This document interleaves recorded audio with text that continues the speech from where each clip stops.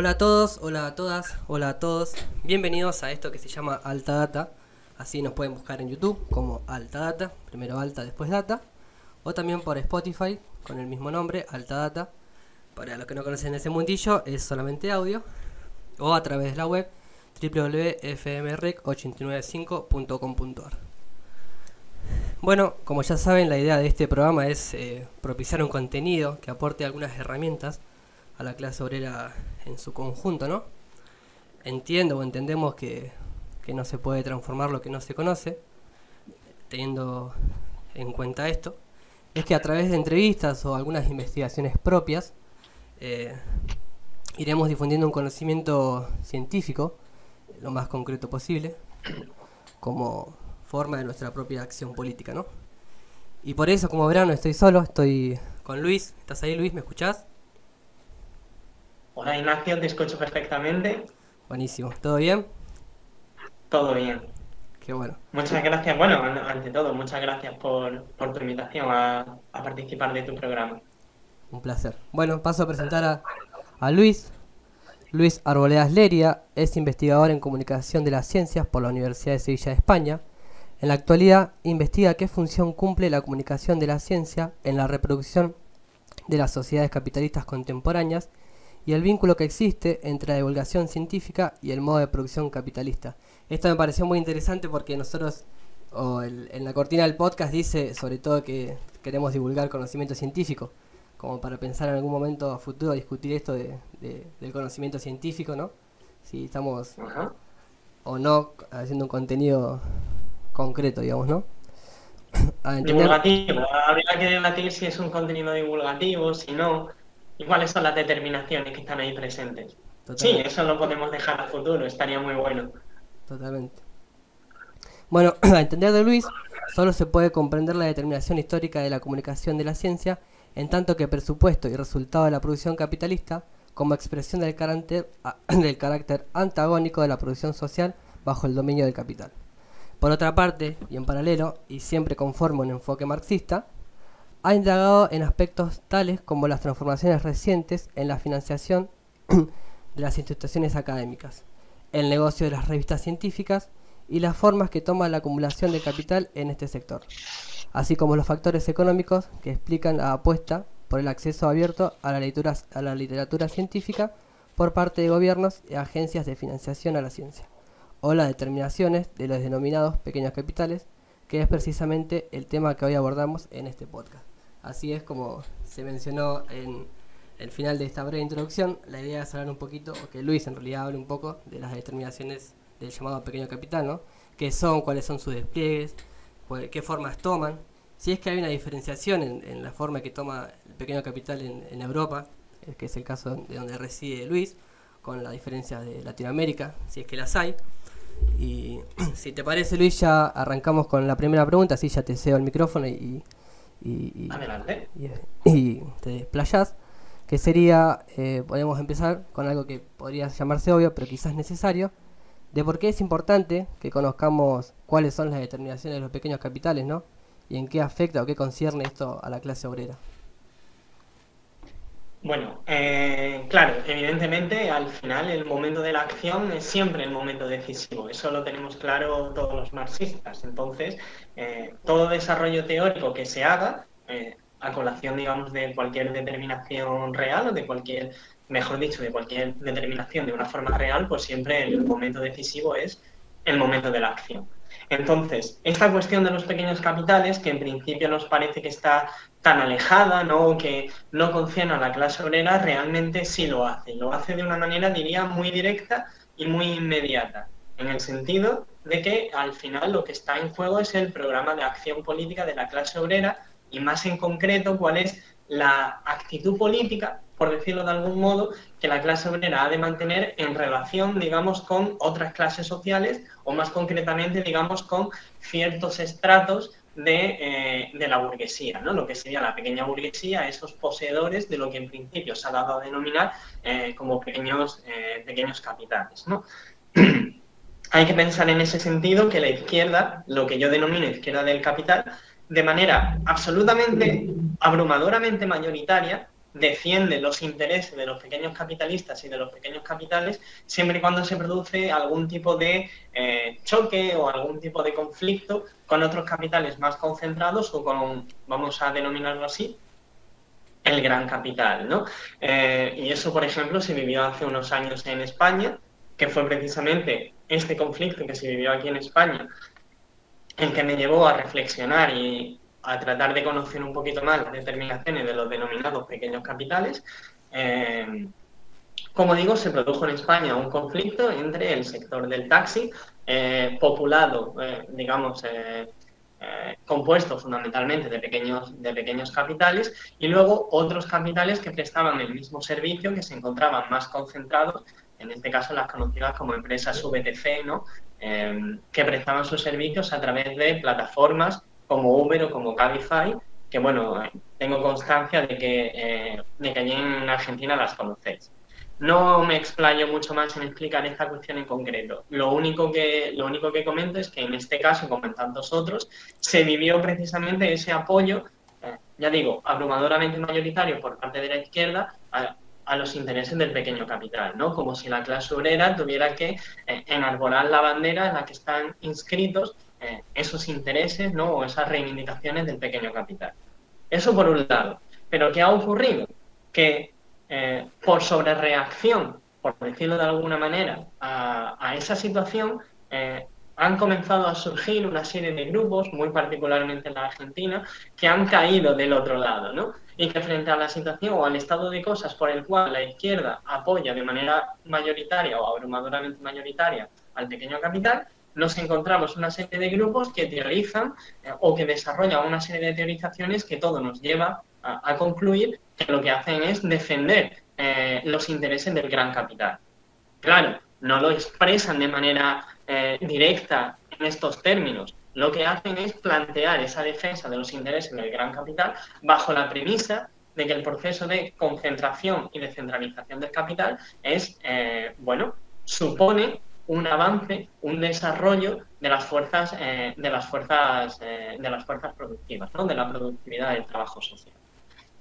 Entraré más en detalle en esta cuestión a lo largo de la entrevista, si hay lugar para ello y demás, pero bueno, lo que quería ya poner de relieve es que esas formulaciones lo que llevan al final o lo que plantean es que la acción política de la clase obrera tiene que pasar necesariamente por la centralización absoluta del capital en el Estado capitalista, y que bueno, y eso supone, en cierto modo, digamos, un progreso o un avance en lo que sería la acción política de la clase obrera en ese proceso de superación de la relación social capitalista.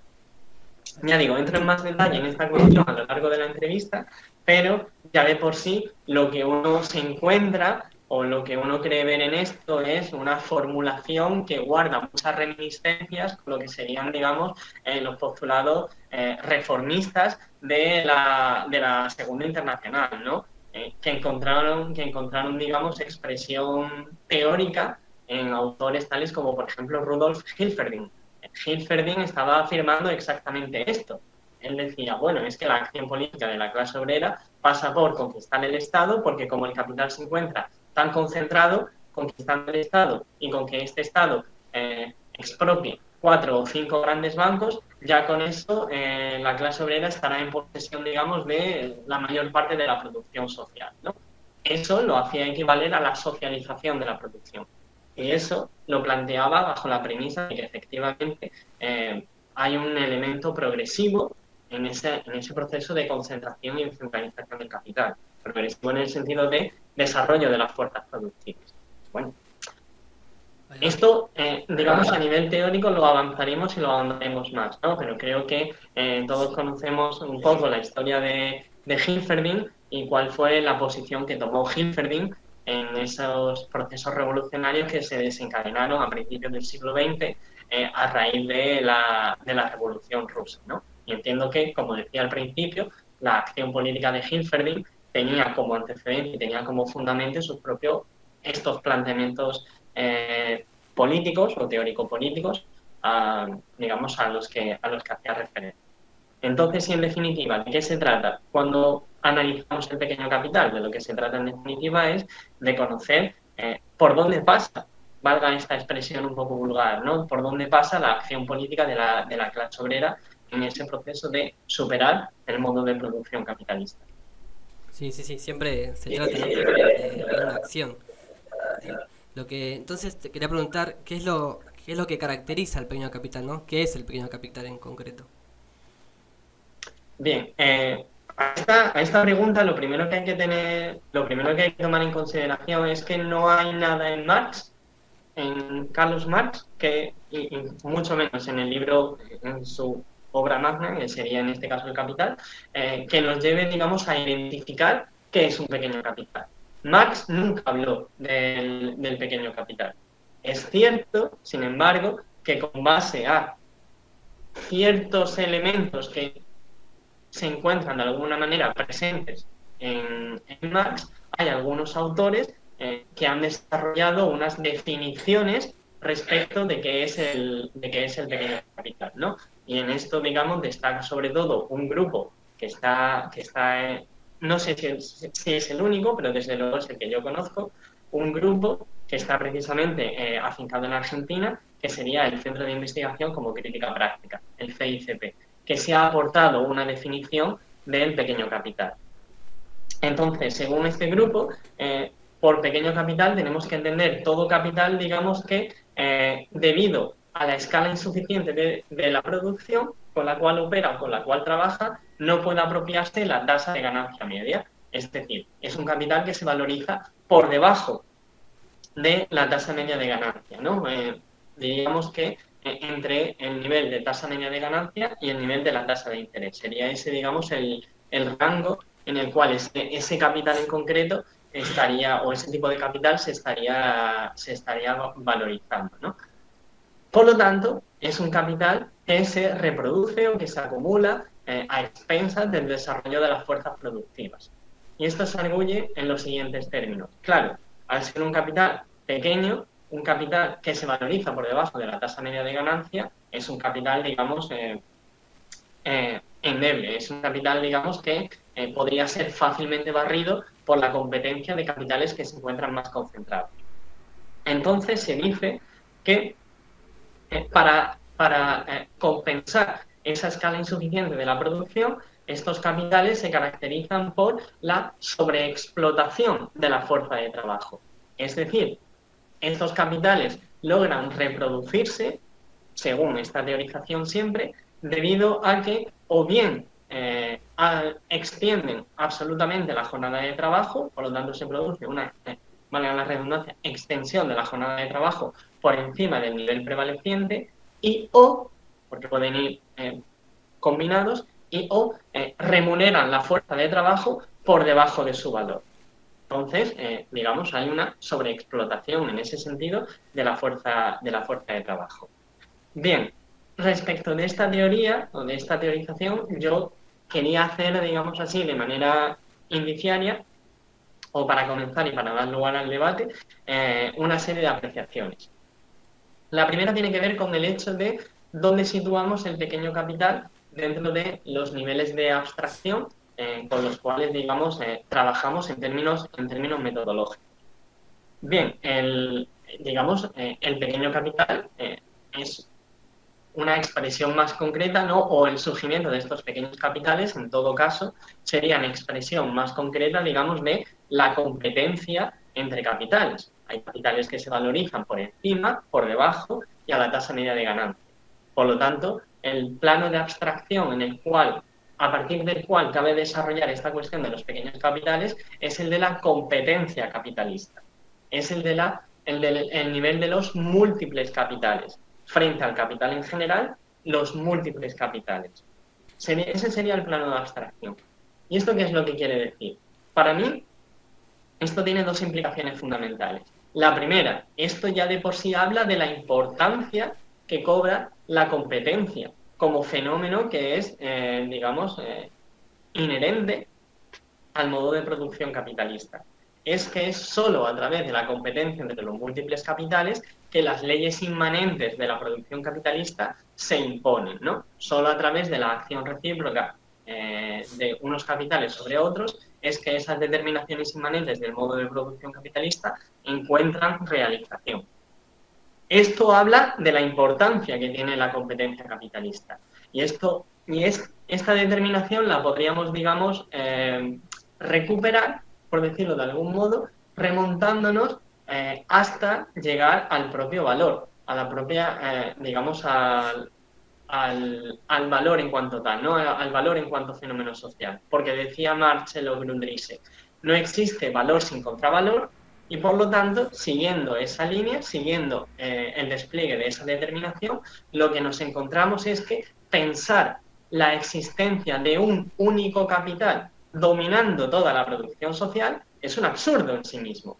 Y esto lo decía Marx. Y creo que esto ya nos comienza a dar de alguna manera o comienza a dar cuenta de esas consideraciones a las que hacía alusión, digamos, con carácter previo, respecto de la centralización absoluta del capital en el Estado, que además sería, digamos, una centralización a nivel global o a nivel mundial.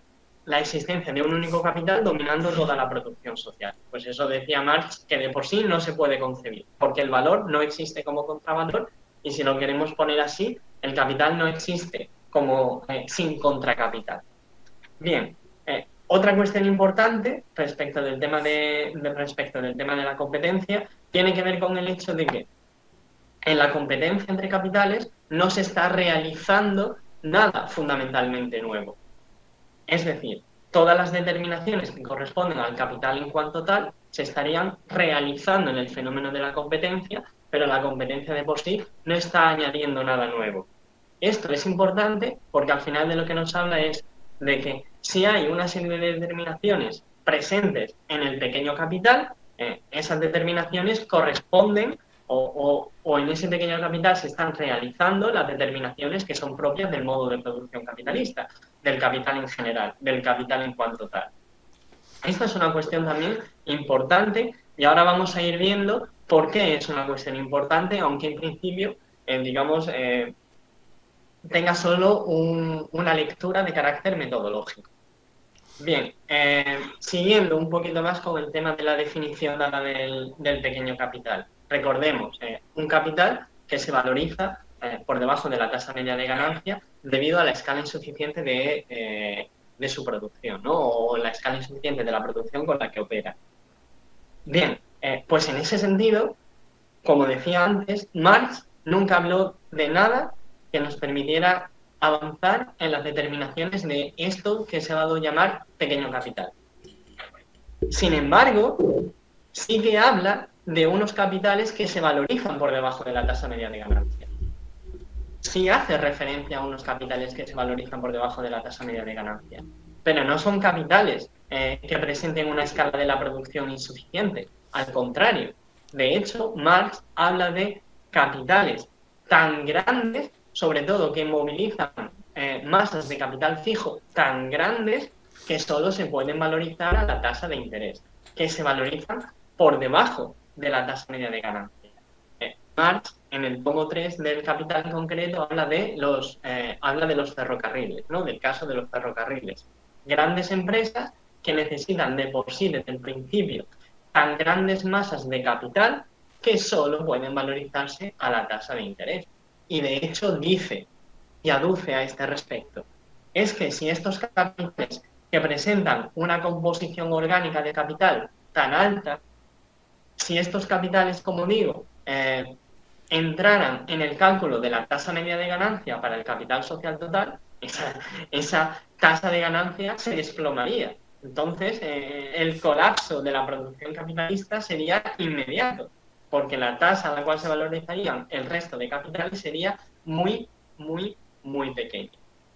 Bien, entonces Marx sí habla de capitales que se valorizan por debajo de la tasa media de ganancia, pero no son capitales pequeños, no son capitales insuficientemente concentrados, todo lo contrario, de hecho, son capitales muy concentrados.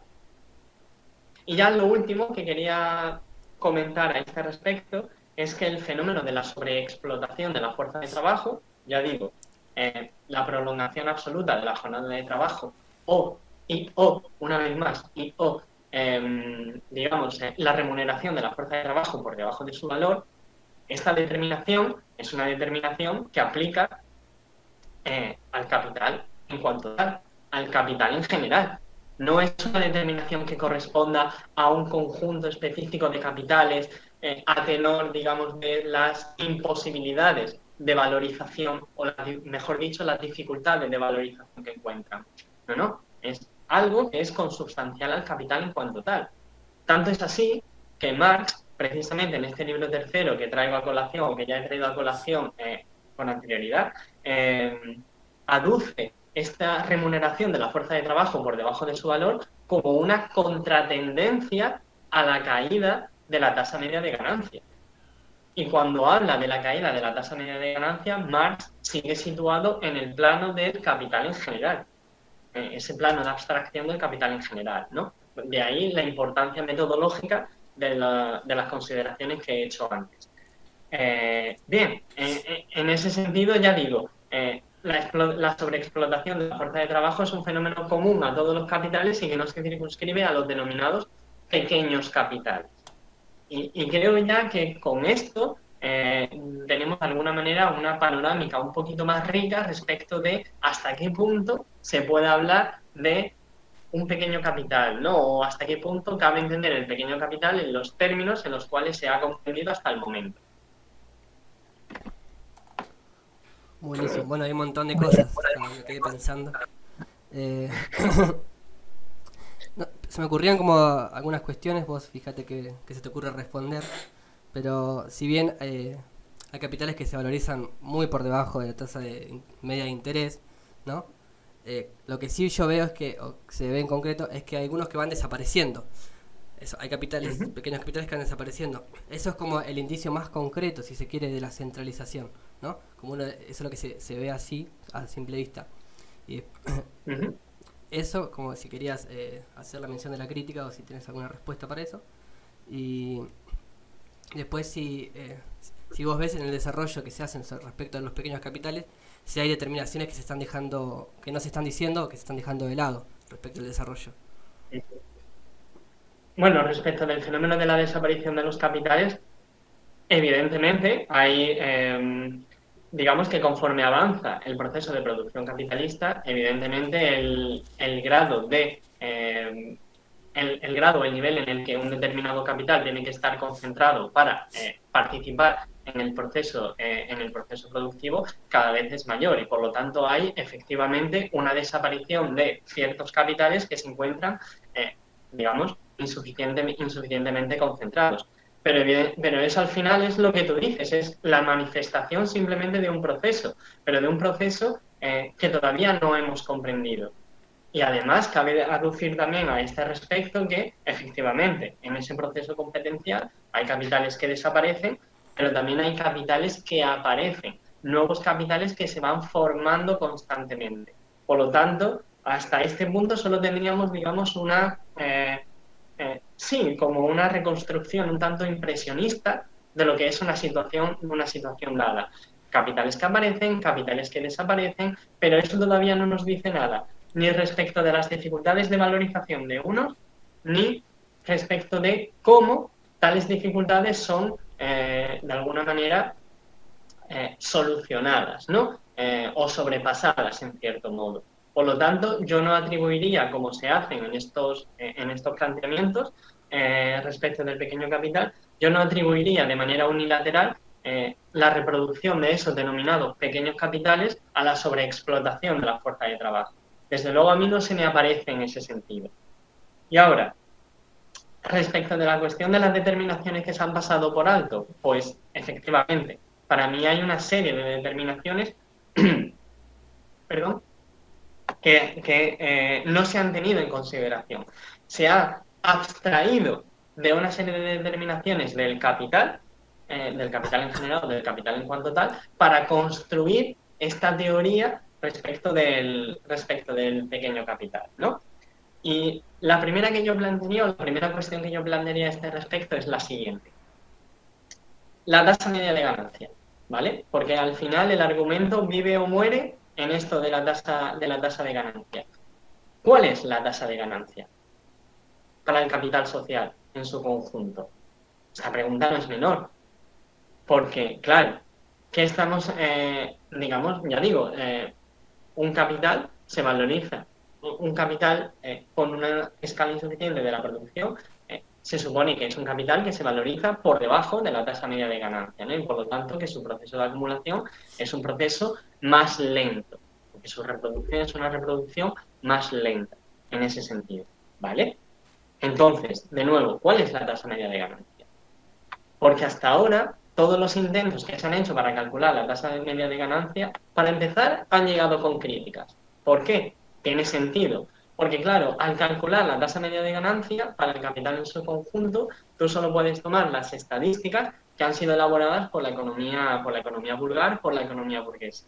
Entonces, se plantea el problema, el famoso loss in translation, ¿no? Perdidos en la traducción. Se trata de traducir las categorías con las que trabaja la economía vulgar, traducirlas, ya digo, digamos, a las categorías del análisis marxiano, ¿no? O por mejor decir, se trata de dar un encaje de esas categorías en las determinaciones que planteara Marx y que plantearan otros autores respecto del capital. Esto, ya digo, es problemático. De hecho, ha llevado a algunos autores, como por ejemplo Paul Matic, le llevó en su momento a decir que la masa de ganancia o la masa de plusvalor en todo momento es una masa de valor determinada, pero indeterminable. Por lo tanto, que esos intentos de construir cálculos estadísticos para determinar cuál es la tasa de ganancia a la que se valoriza el capital social en su conjunto o el capital social total, pues bueno, había que cogerlos un poco con pinzas, como se suele decir en España. Pero bueno, esa es una objeción. La otra objeción es que si tomamos los cálculos o algunos de los cálculos que se están haciendo a este respecto, como por ejemplo los de autores tales como Michael Roberts, que además trabaja con una persona que creo que es argentina, Esteban Maito, no lo tengo claro, pero me parece que Esteban Maito sí era argentino. Bueno, ya digo, estos autores hacen unos cálculos y lo que nos pone en evidencia sus cálculos es con la diferencia que pueda existir entre valores, ¿no? O con esa discrepancia que pueda existir entre valores, al final lo que revelan es que existe efectivamente una tendencia que es a la caída de la tasa de ganancia y que además se encuentra en la actualidad en el punto más bajo de la serie histórica. Ya estaba antes de la pandemia, hubo un breve proceso de recuperación, se ha producido una nueva caída. ¿De dónde? La guerra en Ucrania, de dónde la recesión económica, que ya parece, digamos, que todo el mundo acepta que se encuentra aquí, que la tenemos ya a la vuelta de la esquina, etc. Entonces, esto lo que nos plantea no es una solución a la cuestión del pequeño capital, pero sí una duda razonable, que es la siguiente. ¿Eso que denominamos pequeño capital se acumula de manera tan lenta debido simplemente a que es pequeño? ¿O sin embargo esos problemas de valorización responden al hecho de que la tasa media de ganancia también es una tasa exigua? ¿O es, ya digo, sí, una tasa muy pequeña para la valorización de todos los capitales, incluyendo aquellos que son más pequeños? Esa es la primera objeción que a mí se me plantea a este respecto. Yo no tengo la solución a la misma, pero creo, como ya digo, que aporta una duda razonable. Bien, dicho esto, también me parece un tanto problemático el modo en el que se ha interpretado el proceso de concentración y descentralización del capital, porque lo que se ha hecho ha sido atribuir a este proceso de manera completamente unilateral un progreso de las fuerzas productivas, de la productividad del trabajo social. O si se quiere, expresado en términos mucho más correctos, se ha considerado que siempre y necesariamente el desarrollo de las fuerzas productivas se expresa o toma forma en el proceso toma forma en calidad de proceso de concentración y descentralización, del capital, ¿no? ¿Qué es lo que ocurre? Ocurre que si eso se toma a rajatabla y si se hace esa aseveración, al final lo que nos estamos encontrando es que, digamos, se hace de lado algo muy importante que enfatizaba Marx, ¿no? Y que decía que ese proceso de concentración y descentralización del capital, él denominaba como proceso centrípeto, en el sentido de tendencia a la convergencia, proceso centrípeto en el desarrollo capitalista, conduciría de manera casi inmediata al colapso de la producción social, en tanto que producción capitalista, si no existiera junto al mismo y en paralelo un proceso o una fuerza, si se quiere decir así, que de hecho es la expresión que utiliza Marx, de carácter centrípeta. Es decir, un proceso por el cual, junto con el proceso de concentración y descentralización, se produce constantemente la formación de nuevos capitales, la formación de capitales independientes. Y que es solo a través de este proceso centrífugo por el cual se puede mantener viva la llama de la producción social. Esta es la expresión que utiliza Marx. ¿Por qué? Porque si solo se diera el proceso de concentración y descentralización absolutos del capital, al final lo que nos encontraríamos es un embotamiento del aguijón del aguijón de la producción, del aguijón de la productividad. Esos capitales que se concentran y que se centralizan perderían todo incentivo para desarrollar las fuerzas productivas. Y de nuevo, ¿por qué? ¿Por qué se produce este proceso? ¿Por qué la concentración lleva a un desincentivo del desarrollo de la productividad del trabajo social? Por lo siguiente, porque llegado a un determinado punto del desarrollo de la productividad social o de la producción de capital, y del proceso de concentración y de descentralización del capital, como digo, en este proceso se alcanza un punto en el cual el capital compensa la caída de la tasa de ganancia con una masa creciente de beneficio, con una masa creciente de ganancia. Esto merece una explicación. Bien, bueno, al final la caída de la tasa de ganancia lo único que está expresando es un aumento de la composición orgánica del capital, es decir, menos trabajo vivo ha de valorizar una mayor masa de valor, de trabajo objetivado, ¿no? En ese sentido, el desarrollo de las fuerzas productivas se expresa en el modo de producción capitalista como caída de la tasa de ganancia. Cuanto más aumenta la composición orgánica del capital, más cae la tasa de ganancia. ¿Pero qué ocurre? Que el capital se valoriza o continúa su reproducción en virtud, digamos, de la inercia que ya llevaba, como aseveraba Henry Grossman. Entonces, llega un punto en el cual efectivamente esa caída de la tasa de ganancia se compensa con un aumento de la masa de ganancia. Y pongo un ejemplo numérico para que todos nos entendamos. Si tenemos un capital de 100 que se valoriza al 20%, el beneficio que obtiene es de 20, ¿vale? Si tenemos un capital de 1000 que se valoriza al 3%, la masa de beneficio que rinde ese capital es de 30. Por lo tanto, lo que tenemos que ese segundo capital que se valorizaba a una tasa de ganancia mucho más baja que el primero, es un capital que rinde más beneficio en definitiva. Entonces vemos cómo la propia inercia, ¿no? La masa de valor ya acumulada da inercia al propio capital, digamos, en ese proceso subsecuente de valorización. Y por lo tanto, a pesar del incremento de la composición orgánica del capital y a pesar de la caída de la tasa de ganancia, ese capital se sigue reproduciendo porque sigue rindiendo más beneficio, por lo menos sigue obteniendo una masa de beneficio mayor.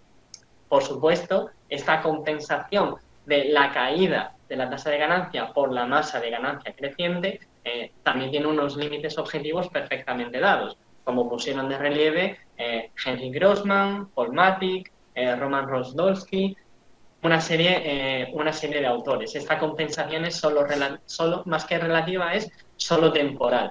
Pero en cualquier caso, ¿qué nos está diciendo esto? Lo que nos está diciendo es que, la misma acumulación del capital, el mismo proceso de concentración y descentralización, es el que lleva a que el capital precisamente se reproduzca a expensas del desarrollo de las fuerzas productivas. En ese sentido, Si lo que pensamos es que, digamos, el desarrollo de las fuerzas productivas siempre y necesariamente toma forma de proceso de concentración y de centralización del capital, lo que estamos pensando es un capital sin crisis económica, un capital sin antagonismos y un capital que, digamos, cuya necesidad de ser trascendido, ¿no? No la pone él mismo, en el sentido de que no son las propias dinámicas del capital las que ponen la necesidad de superar el modo de producción capitalista. Porque ese capital no es un capital, digamos, porque en esta concepción, mejor dicho, el capital no sería un freno para el desarrollo de las fuerzas productivas. Y si no es porque el proceso de concentración y de centralización del capital siempre lleva a incrementar la productividad del trabajo social. Por lo tanto, ¿cuál es la necesidad de superar al capital en ese sentido? No existe. La tenemos que traer desde fuera, la tenemos que importar. Por lo tanto, la relación que se mantiene o la relación que mantiene el capital respecto de su superación es, digamos, una relación completamente exterior. Eso es a lo que nos lleva el no tomar en consideración determinaciones que son reales y que están presentes en el capital en general o el capital en cuanto tal, con independencia o incluso si, digamos, aparecen en el libro 3 del Capital y no en el libro 1 del Capital.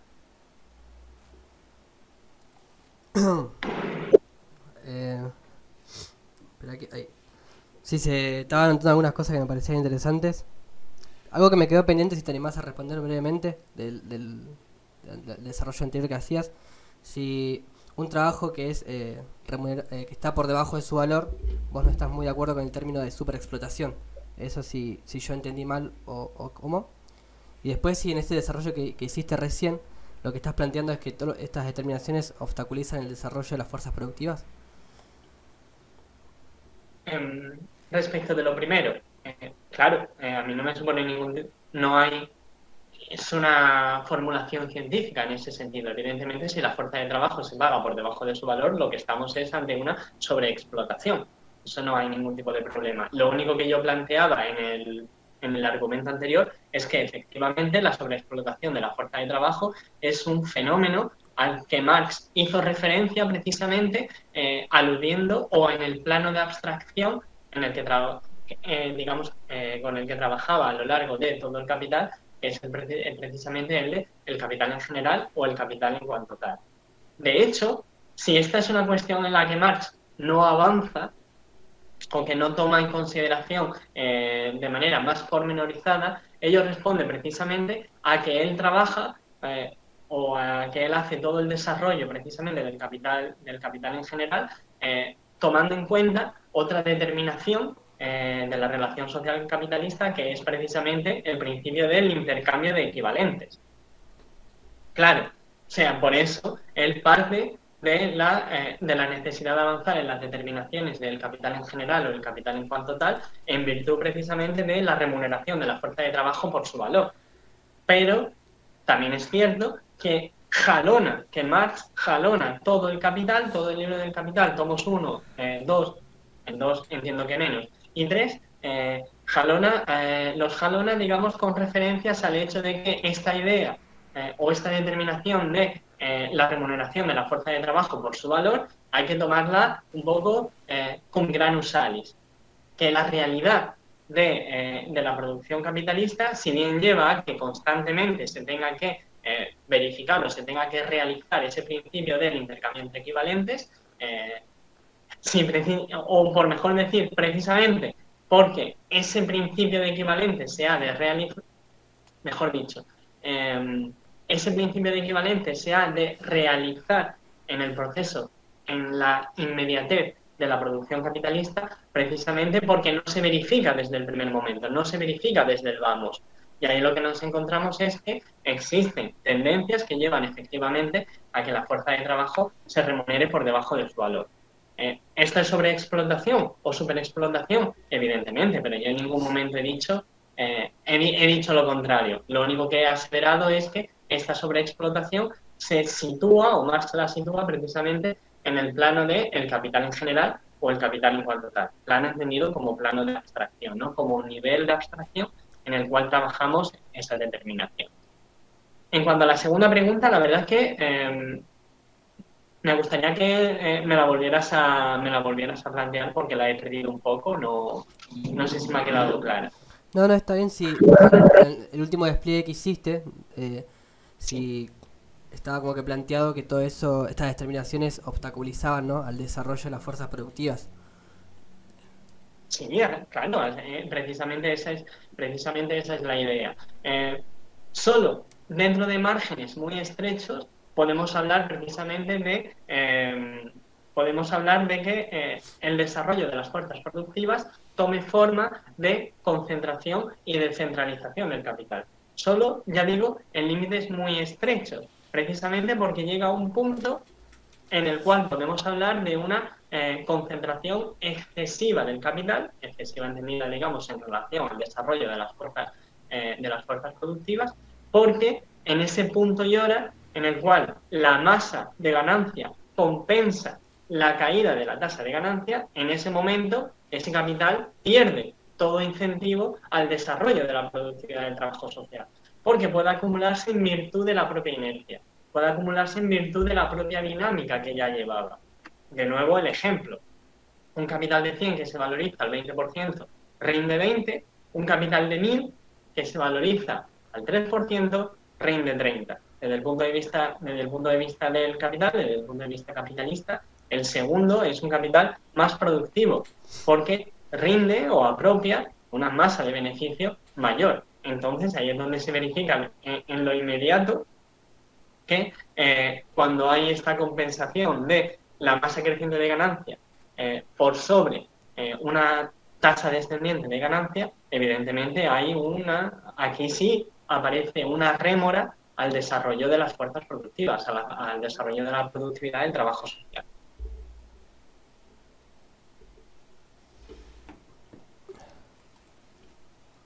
Ahí está, perdón, no sé, no encontraba el descliquear el micrófono. Eh, bueno, Luis, si te parece, vamos cerrando la entrevista con la última pregunta.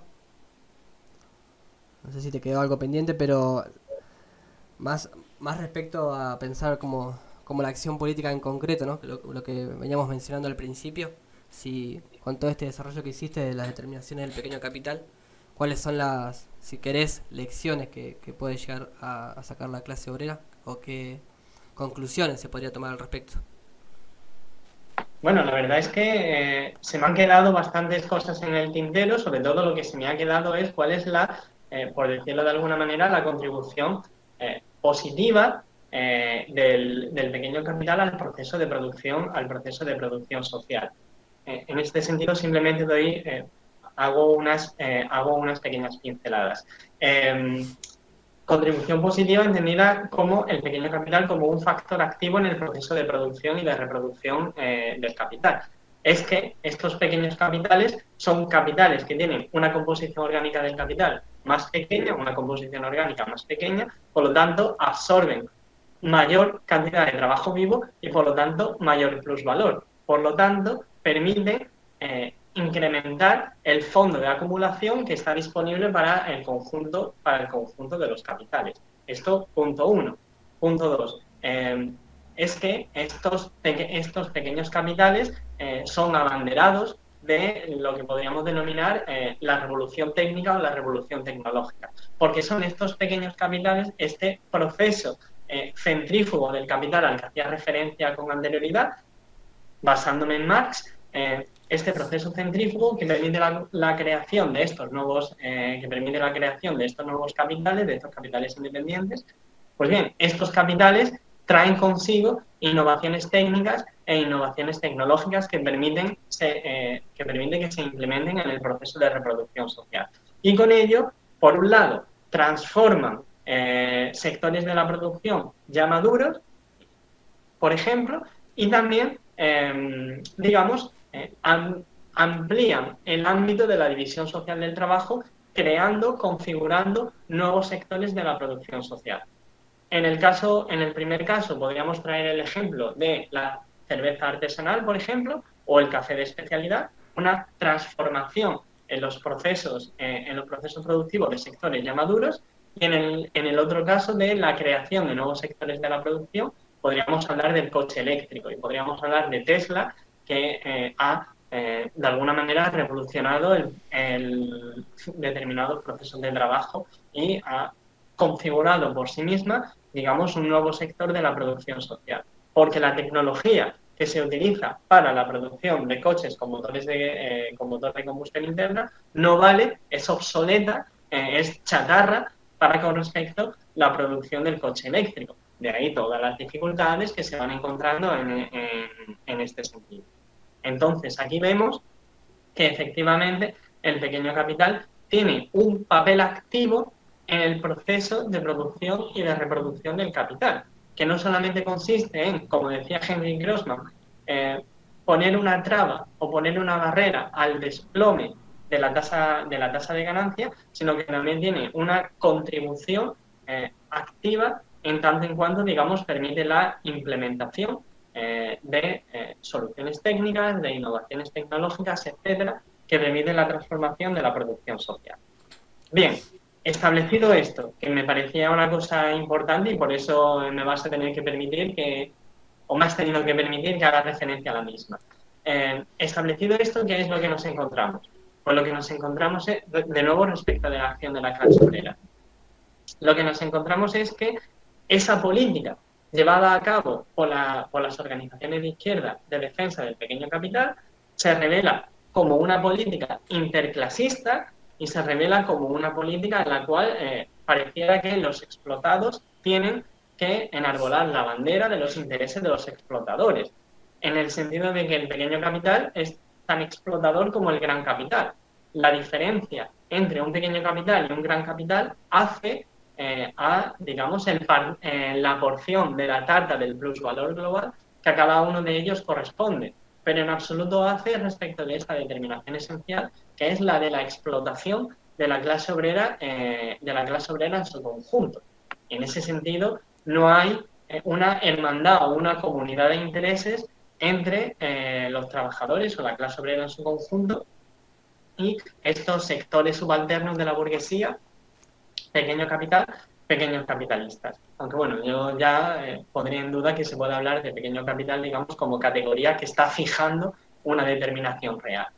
Pero bien, dicho esto, ¿qué nos encontramos a su vez? Lo que nos encontramos es que si efectivamente el proceso de concentración y descentralización del capital no supone de por sí un desarrollo o un avance de las fuerzas productivas, pareciera, o a mí me resulta completamente obvio, que la acción política de la clase obrera no ha de pasar por esa centralización absoluta del capital, ¿no? Por esa supuesta realización de las tendencias inmanentes del capital.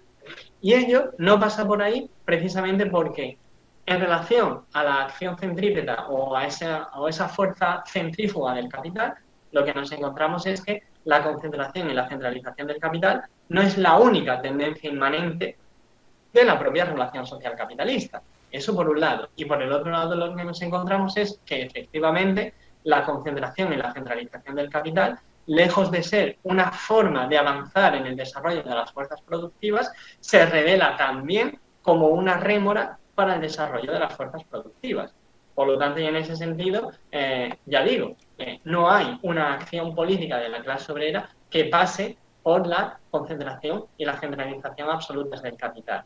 De hecho, Roman Rozdolsky, en polémica con Rudolf Hilferding, al que hacía referencia al principio de la entrevista, él decía que hay un mundo de distancia entre lo que es la socialización de la producción por parte de la clase obrera y la concentración del capital en manos del Estado, tal y como la entendía Hilferding y tal y como la entendían o como la entienden en cierto modo todos estos autores que hablan del pequeño capital o que pretenden fijar en la categoría pequeño capital una serie de determinaciones que no existen o, por mejor decir, que dejan de lado otras determinaciones.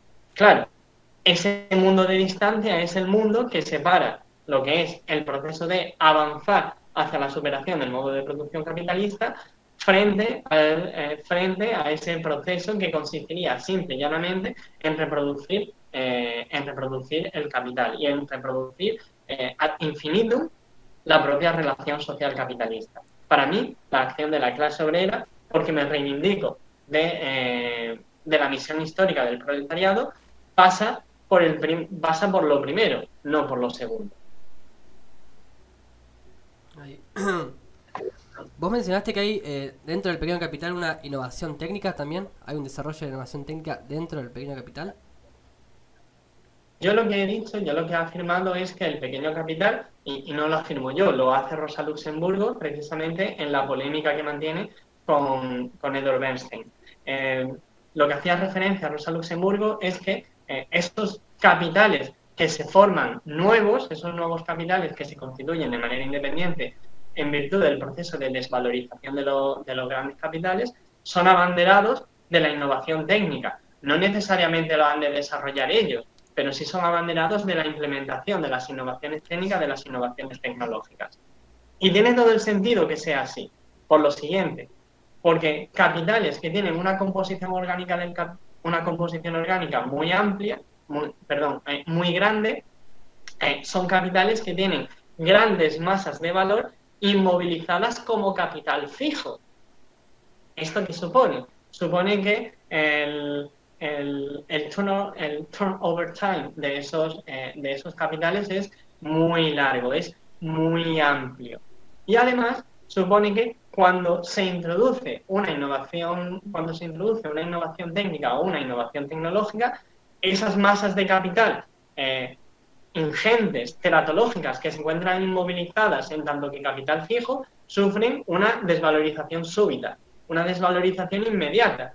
Entonces, ¿cómo va a tener el gran capital o cómo va a tener esos capitales muy concentrados ningún interés en avanzar en el desarrollo de las fuerzas productivas? Si la traducción inmediata de ese desarrollo o de ese avance es precisamente la desvalorización de esas masas de capital que tienen fijadas en tanto que capital fijo. No tienen ningún interés. Y de nuevo puedo traer a colación el caso de Tesla y con el coche eléctrico. ¿Por qué tantas dificultades por parte de las grandes automotrices en introducir el coche eléctrico? Que además es una tecnología que ya se conocía en los años 20 del siglo anterior. Ya era una tecnología conocida. ¿Por qué tantas dificultades? Bueno, porque esas grandes automotrices tenían ingentes masas de valor inmovilizadas, mejor dicho, en tanto que medios de producción, en tanto que capital fijo. Por lo tanto, su turnover time, el tiempo que tarda ese capital, todo el capital invertido en regresar al punto de partida es muy largo, se prolonga por muchos años. Y además, durante todos esos años, las transformaciones técnicas que son posibles son muy pequeñas, porque claro, ya digo, la tecnología que permite producir coches con motores de combustión interna es muy diferente a la tecnología que se necesita para producir coches eléctricos. Por tanto, si generalizamos el coche eléctrico o el coche eléctrico coge empuje en el mercado, lo que nos encontramos es que esas grandes masas de capital inmediatamente se desvalorizan. Entonces hay un obstáculo real a que se produzca o a que se haya producido históricamente el avance del coche eléctrico. Y tiene que ver con esas masas de capital fijo y tiene que ver con ese gran turnover time que supone, ya digo, que se tarda muchísimo tiempo en que el capital invertido regrese al punto de partida o se recupere completamente y durante todo ese ciclo la forma material de la producción sigue siendo la misma. Si yo he invertido miles de millones de dólares o de euros en producir coches con motor de combustión interna, durante todo el periodo que lleve a mi capital a regresar al punto de partida, durante todo el periodo que me tome el recuperar la inversión, yo tengo que seguir fabricando coches con motores de combustión interna. Y si aparece en el mercado un coche eléctrico que en su producción, se realiza menos cantidad de trabajo social total y que por lo tanto me está suponiendo un competidor real, pues bien, toda mi inversión en esa tecnología que se utiliza para fabricar estos coches con motor de combustión interna desaparece, o sea, se desvaloriza de manera súbita. Entonces, claro, ¿cómo va a tener el gran capital interés en avanzar en el desarrollo de las fuerzas productivas? Solo a través de esa formación de capitales independientes es que es posible implementar innovaciones técnicas e innovaciones tecnológicas. Bueno, buenísimo, Luis. Quedan, como vos dijiste, muchas cosas en el tintero, pero nos quedamos sin tiempo, ¿no? Quizás podríamos posteriormente en algún debate, si después de que se difundamos esta entrevista. Así que bueno, Perfecto. en principio agradecerte, Luis, por tu tiempo y por desarrollar todo lo que hiciste. Muchísimas gracias, Ignacio, y una vez más, gracias por invitarme a tu programa y por darme la oportunidad bueno, de avanzar en lo que yo considero que son estas determinaciones del capital que hacen a la acción de la clase obrera en relación a otras clases sociales o a ciertos sectores de la burguesía.